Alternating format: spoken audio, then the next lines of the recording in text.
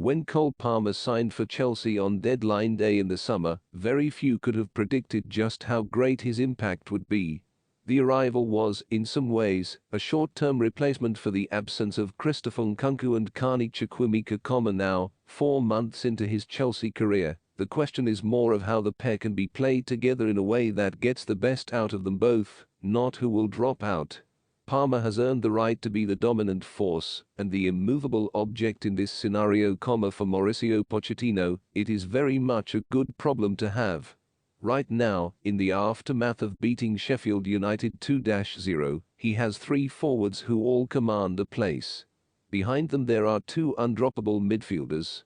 With 6 slots between the center of the park and attack that can be split 3:3 or 2:4, there is room to maneuver. Nicolas Jackson warrants his spot as the focal point of the team as he continues to develop, even if there are questions over how Chelsea deal without him and plan for next month, when he will be at the African Cup of performances off both flanks, as well as through the middle, in a new 0.10/striker role, designed to exploit Sheffield United after half-time. Sterling has a role in the team no matter what.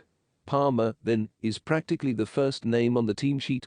He was rested for the start of the 3-2 win over Brighton 2 weeks ago, but has otherwise been a mainstay since being trusted from the off for the first time in October against Fulham. With 6 goals and 3 assists in 10 starts, he has a position nailed down. As do Conor Gallagher and Moises Caicedo after their patrolling pivot helped Chelsea to suffocate their visitors over the weekend. What this leaves is 1 slot for the Carabao Cup meeting with Newcastle on Tuesday. Barring any Pochettino rotation, which may well come considering he has now rested or dropped Sterling, Thiago Silva, Jackson and now Enzo Fernandez in recent weeks. Given that the squad is already stretched by injuries, Newcastle too are ravaged by fitness problems and have had European football to push the limits even further, making the red zone ever redder. There isn't too much to play with. Leslie Ugochukwu is out and has made the Carabao Cup his thing. Noni Madueke hasn't been seen in ages, Mark Cucurella is out, and so is every other fullback. Malo Gusto might play, but that's about the extent of change available. Armando Broja could feature, but wouldn't be the statement of taking this thing seriously that another Jackson outing would.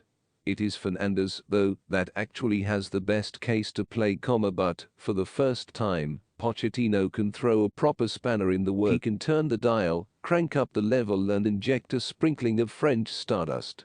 Christopher Nkunku never really looked like playing against Sheffield United, but that really might just change here, with his beanie pulled down to his eyebrows and snoot yanked above his nose, coat, gloves, and every available item from the training gear store fitted. The 26-year-old only briefly went for a warm-up in front of his new fans.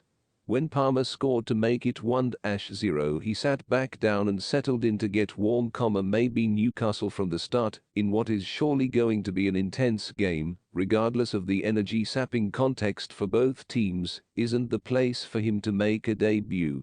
But Pochettino knows that at some point he will have to turn to the club's ace in the deck, the beauty of Nkunku, and it's not just the sight of him ready to play, is that he can slot in anywhere. Need a new striker, he'll do it. Off the left in place of Sterling or Mykhailo Mudryk should he play, that's Nkunku. Take off a midfielder and there's a 0.10 in him, against Newcastle. It is the game state that might dictate his position, but when things get going, he can really go anywhere alongside Palmer. They are now likely to be the 2 most influential players in the Chelsea side for the rest of the season. With Palmer on the right, there is minimal reason to think they can't coexist and make it a fruitful relationship, the wider dilemma, as Palmer has done such a good job of ensuring, is not which one of the 2 plays but who else and where else misses out to accommodate.